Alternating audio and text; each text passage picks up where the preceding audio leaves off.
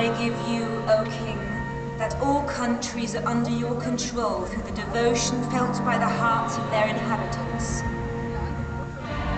I give you that the rebels fall beneath the soles of your feet and insurgents are slashed by your knife. I give you that your club comes crashing down on the heads of the 9 Go people. I give you the power to kill your enemies, and I make your arms strong against your adversaries. I give you that south and north hail you, west and east bow down before you.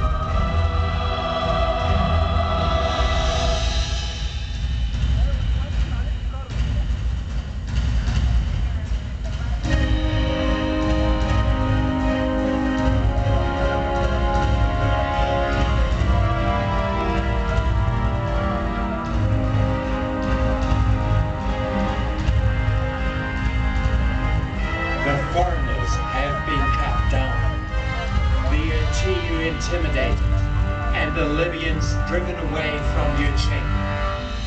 The Bedouins, Menacheu, and Shatil will be butchered once they have been seized by their shocks of hair.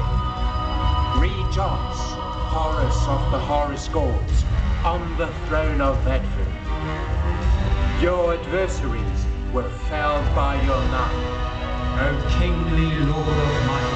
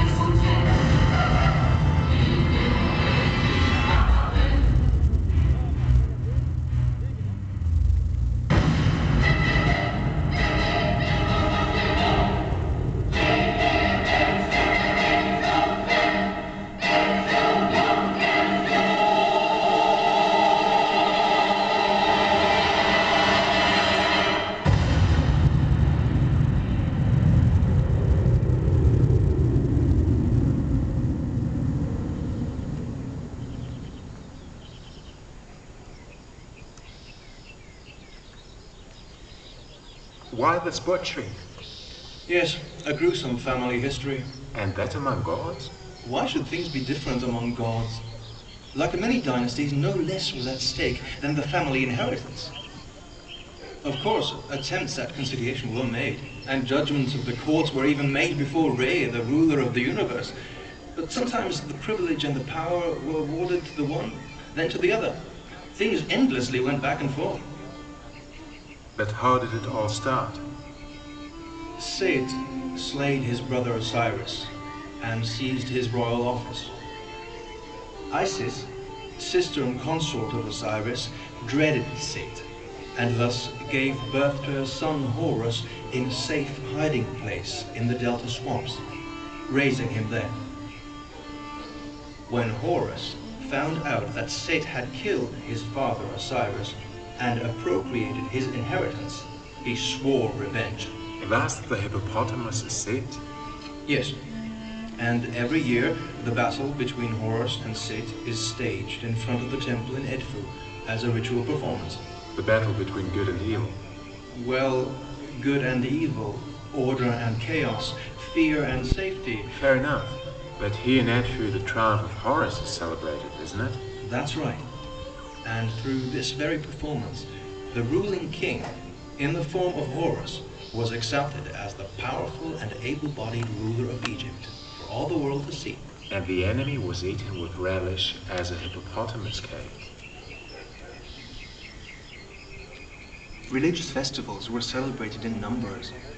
One of the largest and most splendid ones was the lovely festival of Behedet, which took place when Hathor of Dendera, the gods and king's mother who nourishes the inhabitants of the underworld, the goddess of women, music and joy, visited him, Horus, her consort, in Edfu.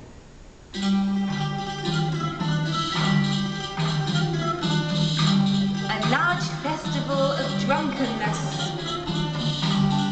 Very early in the morning, Edfu is inundated with all good things, with millions and millions of marvelous things. Bread and beer abound in unlimited quantities. There are countless bulls and fowl, which make the altars festive. Fattened up geese as burnt offerings, myrrh, incense and chrism on the embers, which makes it impossible to see the sky above Edfu. The ground is saturated with the green eye of Horus, with the wine from Shafid and Emmet. The inhabitants of Dendera join those of Edfu, drunken from the wine, anointed with Tushippa's oil, and decorated with garlands around their necks.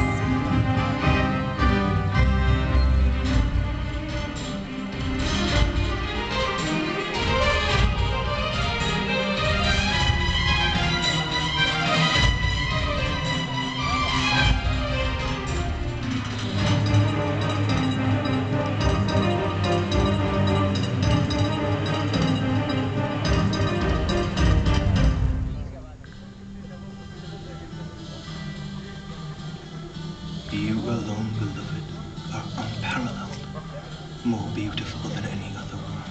You are as brilliant as the rising star which announces the new year. You splendidly virtuous, shiny-skinned one, whose eyes are clear, whose lips speak sweetly, uttering not a word too many. With a tall stature and shimmering breast, your hair is of real lapis lazuli. Your arms surpass gold. Your fingers are like lotus goblets. My beloved, my lotus flower, I come to you. It is delightful to go to the river. My wish is to go into the water and bathe in front of you. I will let you see my beauty in a shirt of finest linen, imbued with balsam oil, and my hair woven into braids.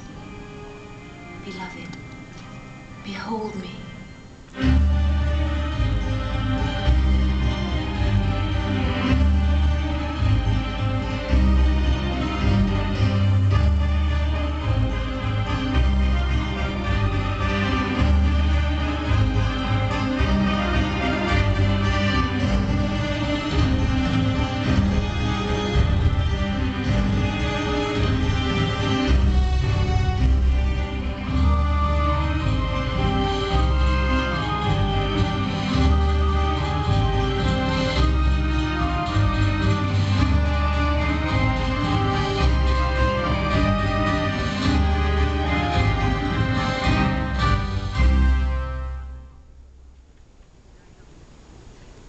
The king's priest and the semi-priests have arrived in their festive garments.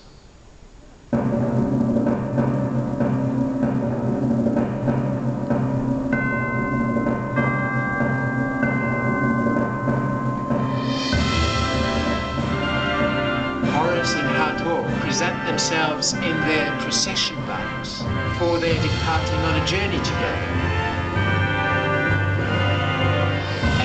The priests and honorees board the ships, and the crews stand ready at the oars, hoist the sails.